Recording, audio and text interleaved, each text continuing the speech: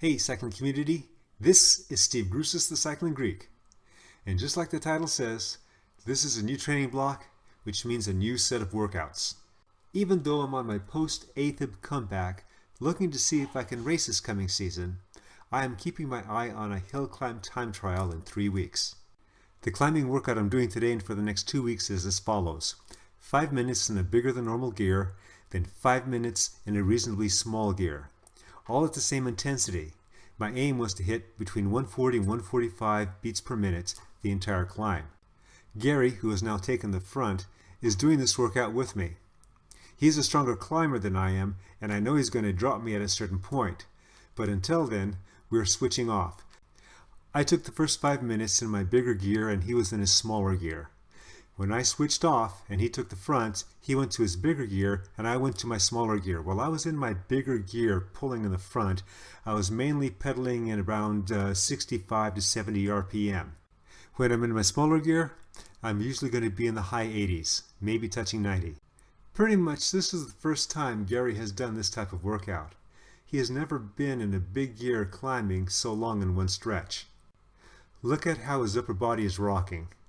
Even though it is optimal to be as efficient as possible, when it's crunch time you just got to do what you got to do.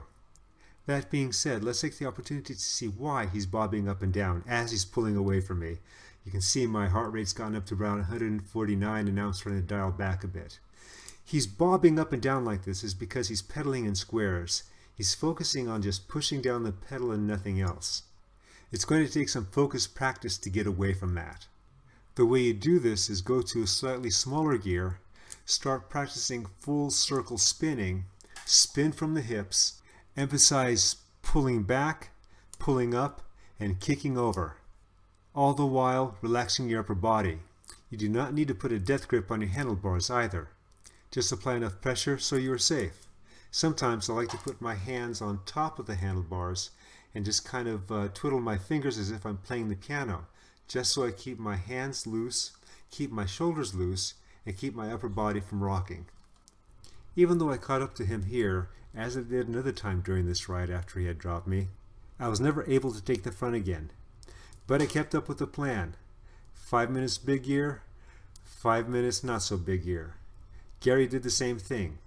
Even when he dropped me again for the last time, and we were separated, we each kept up with the same plan. Even though he dangled out in front of me, out of reach for at least half of the climb, he kept up with the same plan. That's why I like working out with stronger climbers, especially those that are slightly stronger than I am. It just pushes me. Okay.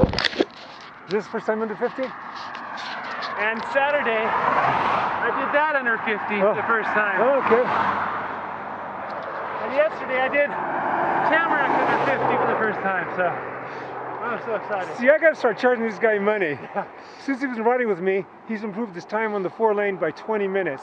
He just broke 50 today on this ride. Oh. I didn't. I think I was like 52 or something, 51, who knows. How far was I behind you, time-wise? Why? How would you tell right now? 2 minutes maybe. 2, yeah.